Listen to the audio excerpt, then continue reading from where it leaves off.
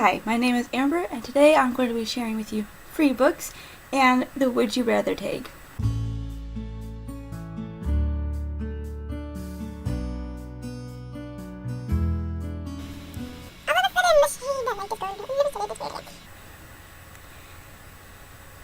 I wanted to do this tag for a while, so I am finally doing it. And because I got a couple of books yesterday for free, I thought I would share with you what those books were. The first one is Like News by Barbara Delinsky.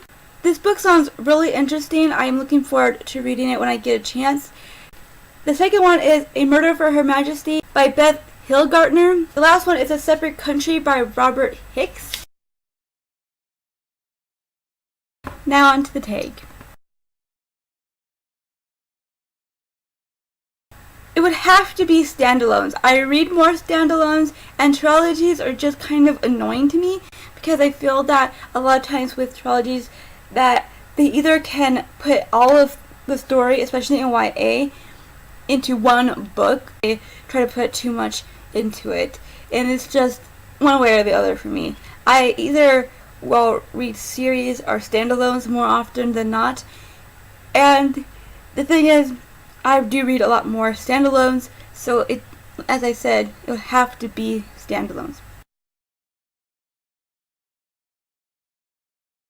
I really do not care for this question. I think that it should never be about if the author is male or female. It should be about the story and if you're going to actually like that story and things like that. It's just the author never plays a part for me. I really don't care, and I think that this is kind of a question that should never even exist.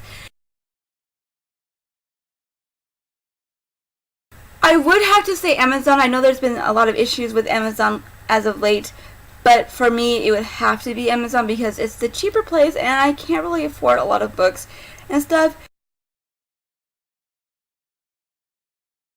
This is another hard question because when it comes to TV shows, they could stretch the story too far and then add way too much stuff.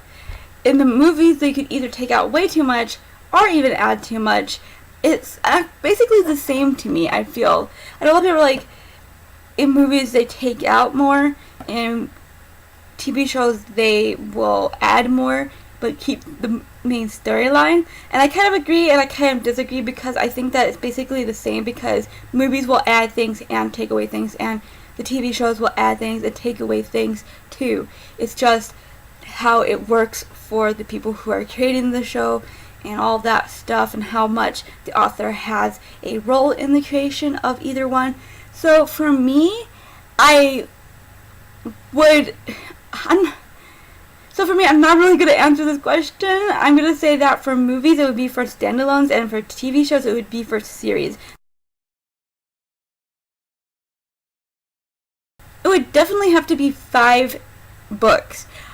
I know realistically it probably would never happen, but if I was in the ideal world where I could get everything I needed to do in the day done and still get all the pages I needed read, make 5 books a week, then I would definitely do 5 books. Reviewer. Because although I like writing to an extent, I just don't feel like I could ever be able to create something that would be able to be published. I just don't feel that I have that talent for that.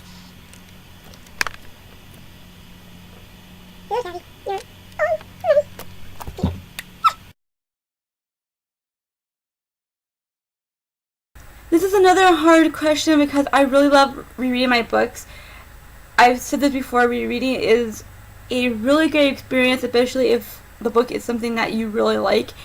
It's just a way to re-enter the world and just get to know the characters that you fell in love with and just to get to know the world again. And I like rereading because especially if I was on the fence with a book, then I can reread it and figure out where my opinion lies the next time round. But if this was something I had to do over and over and over again, I would probably have to read new books all the time because although I love those books a lot, I wouldn't want to miss out on all the other books out there.